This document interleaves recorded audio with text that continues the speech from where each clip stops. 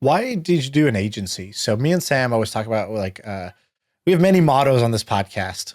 Um, for example, we don't do public math. For example, you don't say you're rich; you say you're post-economic. These are things we've picked up from guests along the way. And one of the mottos that we say is, agencies suck, and it's like, and the reason we say is not because they like they do well. There's not that they suck. It's like they suck as a business choice. Like if I could, I've always thought if I could choose between software or an agency, I'd choose software because it's like, oh, it's not a services business. It's going to work while I sleep and it can scale up and I don't have to open up offices in Poland and Brazil and all these other places. But you chose that. You did software and you chose agency now. Why'd you make that choice? And what's great about agencies that I'm kind of like not giving enough credit for? So you're looking at business as in software is more scalable, it's more desirable by public markets, EX HubSpot versus Accenture. Accenture has way worse multiples than HubSpot. Accenture is a bigger company from a revenue EBITDA standpoint. But now take a different approach. Okay, HubSpot's publicly traded companies. You guys are both HubSpot employees, I'm assuming still. Is that correct? Kinda. Sure. Well, whatever your guys' deal is, right? But you guys are pretty much at HubSpot. Now imagine creating a business and you don't plan on going public. You don't care for the limelight. You don't care for any of that. In business, what's a successful business? Good revenue growth and good revenue and profitability, right? All that really matters at the end of the day, whether you grow or not grow, is how profitable are you? Would you guys agree with that statement? Assuming you're doing something that's ethical and you're not selling drugs. No, I wouldn't agree with that. I would say there's a third thing, which is like, is this enjoyable? And like, do I like my day to day? And with the more people you have, most people would say that's just a little bit more headache than. But that's not software or consulting. Anytime you build a big company, you tend to have a large amount of people. Whether it's HubSpot or whether it's Accenture, everyone has. Yeah, but you can probably have a much higher revenue per employee with software versus, let's say you own a massive landscaping business. You're going to have tens of thousands of people. But what's the difference from dealing with how many people does HubSpot have? Like 6,000? I don't know, 5,000, 6,000 is probably a lot. I'm guessing on the number. But what's the difference of dealing with 5,000 or 6,000 people and 20,000 people? There's a point where it doesn't matter and it's a lot of people either way. Like, it's not like you're at 50 people. You still have thousands of employees to deal with and you need managers and layers and all that kind of stuff. Yeah, but you're hiring some good or bad, you're hiring a different type of person. So for example, if you're VaynerMedia, they're based in New York, they can probably only afford to pay some of their lower level employees $70,000 or $80,000 a year. And so you just have to get a ton of people like that and have to have higher churn versus say a bigger company where you're able to pay a significantly higher salary because the revenue per employee is much higher. So perhaps there's a slightly different day to day with because of that. Not necessarily. Let's say you're VaynerMedia. He could be doing it to optimize for profit. What was if I told you his LTV was 6, 7, 8 years, right? And you have enterprise accounts. Then at that point, you can still hire high quality people and pay them an arm and a leg. Okay. You get what I mean, right? Like you look at Accenture, they're charging accounts so much money and their contracts are long. And I don't know what VaynerMedia's LTV is, but there's a lot of consulting companies that have LTVs of 6, 7 years for clients. And their clients are spending, a HubSpot, yes, it's more revenue per, you can say potentially in software, you can get to more revenue per employee. But I know consulting companies that only take on contracts that are like $5, $6 million and upwards. So you have high margins and you can have a high revenue per employee. But either way, no matter what, as you build a big business, you're going to need more people, and it's a headache to manage. Whether you pay them 70,000 or whether you pay them 150,000, it's still more of a headache. And the notion that if you hire someone for 150,000, I'm not saying you're saying this, it doesn't necessarily mean they're a better employee, right? No, it just means different types of headaches. Correct, exactly. Engineers, for example, are very expensive in this economy, right? So the point I'm getting at is, a consulting company, I had the demand for it. A lot of people wanted to pay me for marketing, and there was just so much demand, it would have been silly not to do. And if I'm not trying to go public or I'm not trying to sell, money's money. Green is green. As long as you're happy doing what you're doing, take the cash. Will you ever sell the company? I wouldn't say I would never sell the company, but I don't care to ever sell the company because I love what I'm doing. We also have good growth too, right? Like, I don't know what we'll grow this year, 60 something percent, which isn't bad.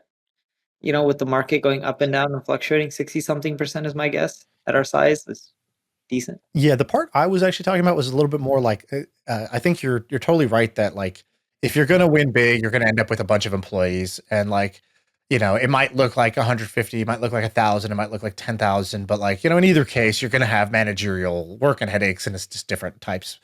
The part I was really talking about is like, I've now built, let's say, a media company, content, and then it's like done educational stuff, so courses, which are like a different thing, and then there's like I built software company, and we ended up selling that one, and then it's like, and then there's services, which is like client services, like consulting or agency model. And what I hate, what I love about content media is it's actually pretty fun to create, and it's cool because a lot of people consume it, so the kind of you get that like hit. But you gotta bake the cake every day, right? So like the hustle or like the Milk Road or this podcast, it's like we have to come on and create the content again. For the most part, we're not doing like super long evergreen stuff.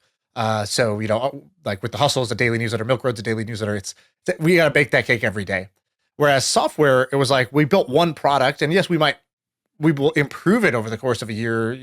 Every year we're gonna improve it, but like fundamentally, we didn't have to like recreate the product, come up with a new viral story or a new great content segment that would like require like a new genius.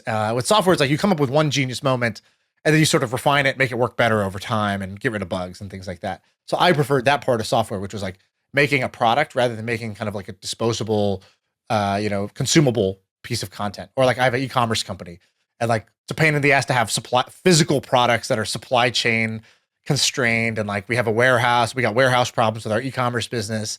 And so I'm like, man, digital was sweet compared to e-commerce, but e-commerce is quite profitable. That kicks off a bunch of profits. That's nice.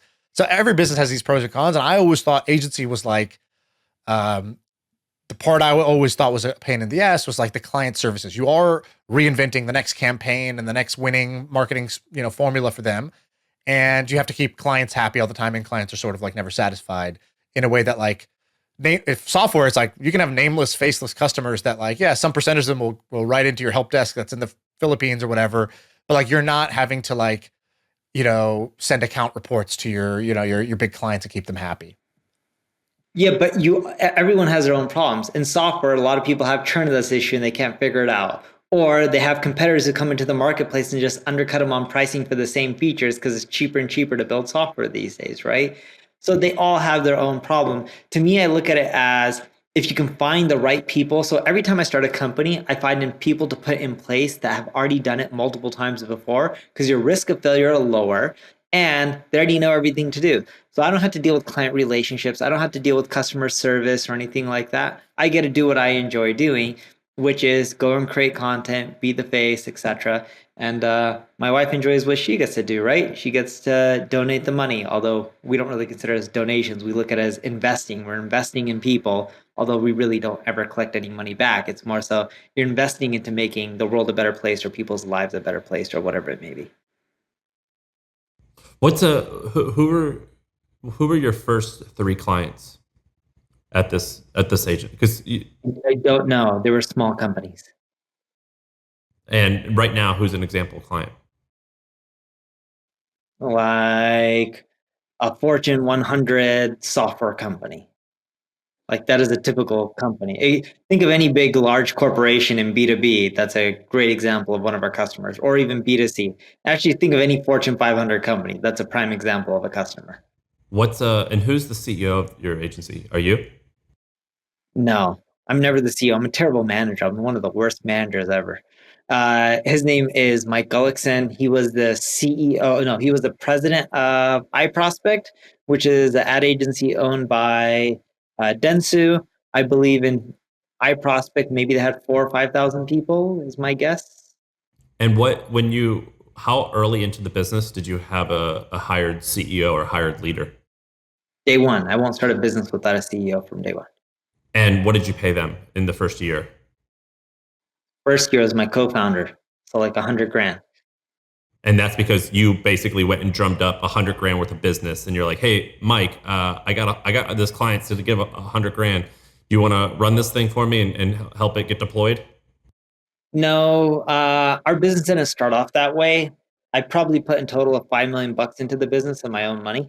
So it was bootstrapped, but not really bootstrapped, if that makes sense. It's kind of cheating. And it gets easier and easier as your entrepreneur, right? The more successes you have, and I'm not saying I'm successful by any means, the more capital you have to deploy into the next thing, so it reduces chances of failure.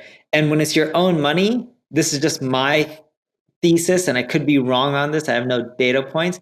When it's your own money, you're much more careful than when you raise like 15, 20, $30 million of venture capital, right? You really look at every single dollar. But Mike was the CEO from day one. He's a great operator, has no agency experience. Eventually, we got in a president. And then eventually from there, we got in a CEO. And have you guys crossed 100 million in revenue yet? Yeah, we do 9 figures.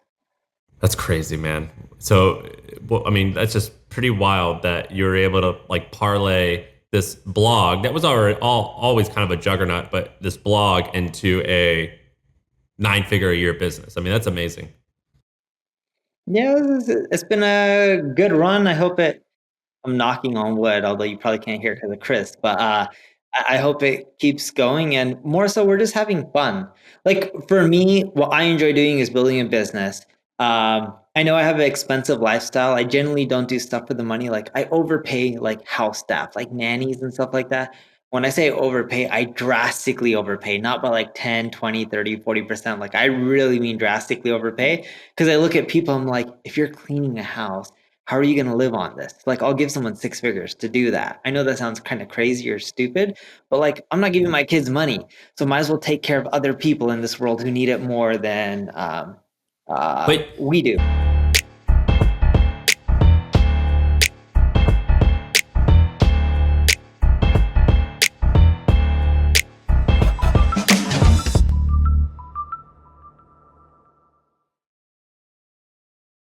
In the pirate business, it's easy to fall into forcing sales, but HubSpot helps us treat our valued customers like people, not conquests. Susan! How's your tavern? I brought you a case of rum!